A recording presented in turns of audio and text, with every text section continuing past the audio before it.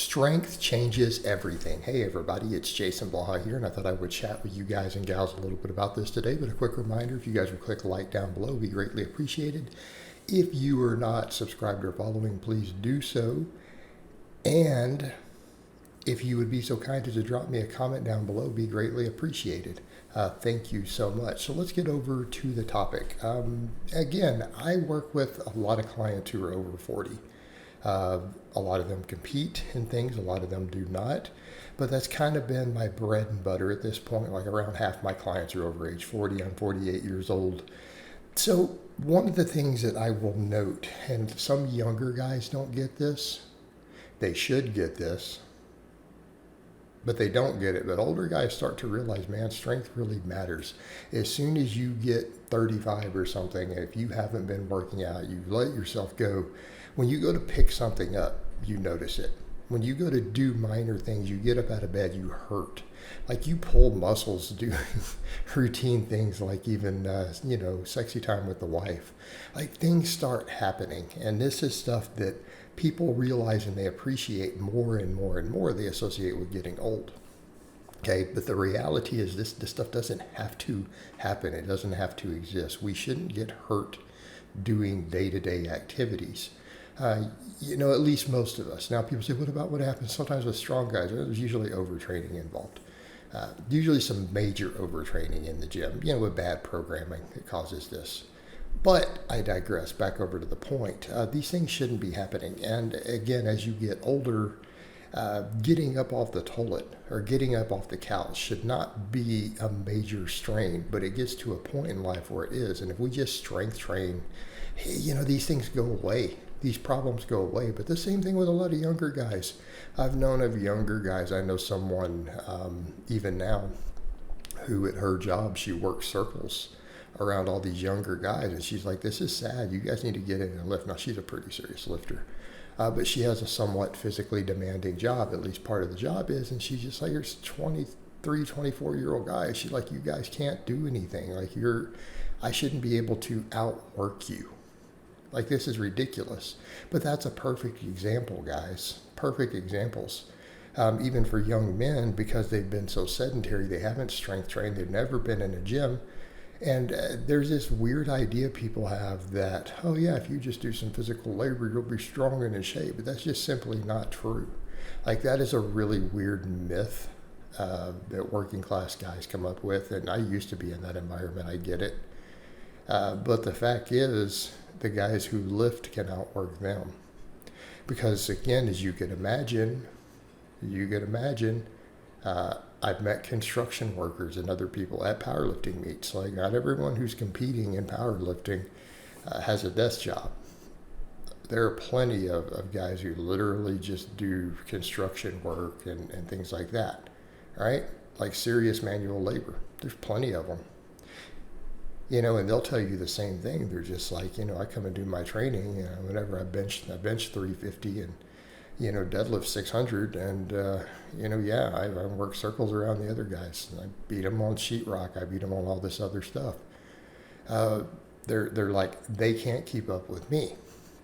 And, that is the simple reality. And that's the point, man. Strength makes all the difference in the things in our day-to-day life. But again, this is this myth that people have that, oh, this other stuff will, except that they're all broken down and beat up. How many of those guys who do that sort of work, this their lifestyle and everything they do, they still oftentimes are obese. They still have all these problems. They still have stuff that hurts and gets beat up because it's just overuse in an unbalanced manner. Right? When you're coming in as strength training, you can build everything balanced, and then all your physical work becomes a secondary stress. When that becomes your primary builder, you get muscle imbalances because maybe the nature of your job is fairly repetitive and certain muscles don't get worked nearly as much as others. Okay, well, that's not a good thing. People need to understand that. They have this idea, well, it must be really good and balanced because it's just manual labor. As if the human body was designed specifically for manual labor. No, we were meant to be out on planes running stuff down and hunting and climbing up trees. We're not meant to necessarily do a repetitive set of physical tasks for 8 hours a day. No, that's not actually how our body is is developed. So again, the same thing, muscle imbalances, where if you just came in and strength trained everything, those imbalances go away. But yeah, in those same jobs, these strong guys I know, they're like, yeah, I work circles. I'm better at my job physically than these other guys, even though it's a manual labor job. In other words, just like strength training carries over to sports, doing big heavy barbell lifts, getting strong and jack carries over to sports like football, everything else, right? Non-specific carries over to distance running. We know this. It carries over to your manual labor job too. It will make you better at it. Again, the same idea, sport-specific training is not what always makes you good at your sport. It's an important part of the skill. But, so the same thing that we could then apply to that manual labor, let's apply that to every sport. We know that strength training is required. Nobody makes it in the NFL. No one makes it in the MMA. No one makes it in the UFC.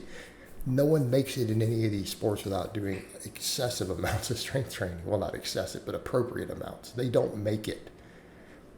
Even Lance Armstrong did tons of barbell squats. Okay, see where we're going with this? Strength makes all the difference, and strength training matters, and it matters to every aspect of your life. It matters if you play any sport. It matters if you have a manual labor job. It matters as you start to get older and you need to pick your kids up or bring the groceries in, or you need to get up off the toilet. Okay? Again, how far are we falling as individuals when, let's say, you get up into your 40s and you've let yourself go completely? When getting up off the couch becomes hard. Okay, this is a problem. And this is what happens if we don't strength train. Okay, it is absolutely the fountain of youth, but it's not just a fountain of youth. It lets you function optimally at all these other endeavors, whether it's your career, your hobbies and sports, your day-to-day life. And ultimately, it will affect your survival. Because again, the bone density, the strength, the fighting off sarcopenia, what is it that we know? Hip fractures. Hip fracture is a death sentence. Okay? Doctors will tell you this. You're over 60 years old if you fracture a hip. It is pretty much a death sentence. It's like a 90% chance you're going to be dead in a couple years. Like that's it, everything declines. Just getting strong at squats and deadlifts will dramatically reduce your risk of hip fracture when you fall down. All right, guys, but that's really all I have to say on that today. I hope it's been informative, and I'll talk to you guys and gals next time.